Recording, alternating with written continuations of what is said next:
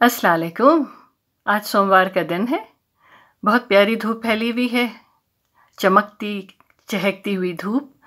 दर्जे हरारत -3 है, महसूस -6 हो रहा है। मेरे हाथों में आज जो किताब है वह इशफाक अहमद की ज़ाविया वॉल्यूम 3 है और इसका जो पैराग्राफ है वो बहुत काबिल गौर है।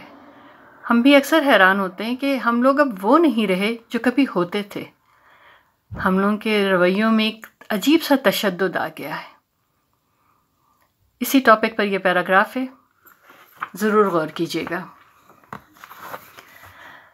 हमारे रवैये बहुत बदल गए हैं।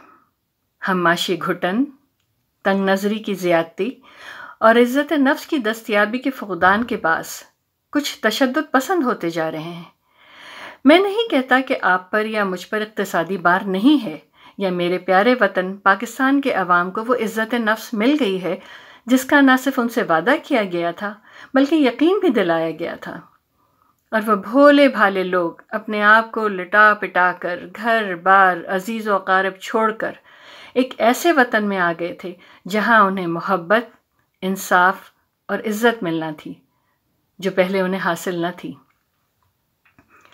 आए रोज़ लोग शिकायत करते हैं कि जी पुलिस वाले बड़ा तंग करते हैं, मज़दूर आजिज़ के रवैये से नाला हैं, ईंटें लगाने वाला ठेकेदार से परेशान है। अपनी अपनी जगह पर सब नाखुश हैं, लेकिन जो बात सोचने की है वो ये है कि क्या हम खुद ठीक हैं? अगर कोई हमारा मातहत या हमसे कमतर कोई गलती करेगा तो क्या हम उसे माफ़ कर देंगे? हम इतने मुशद्दद क्यों हैं? हम इंसान होकर किसी पुलिस वाले से ताल्लुकात बनाकर या उसे कोई पैसे वैसे देकर किसी इंसान ही को उल्टा लटकवा देते हैं।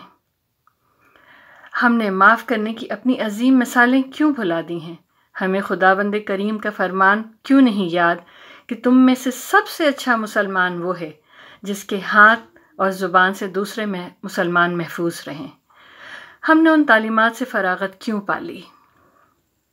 हमें अपनी समतें दुरुस्त करने की ज़रूरत है, रवैये दुरुस्त करने की बहुत शदीद ज़रूरत। अगर हम इसी डगर पर चलते रहे तो फिर तशद्दुद बढ़ता जाएगा। हर किसी को इनफरादी तौर पर ठीक होना होगा। वाकई ये बहुत इम्पॉर्टेंट है।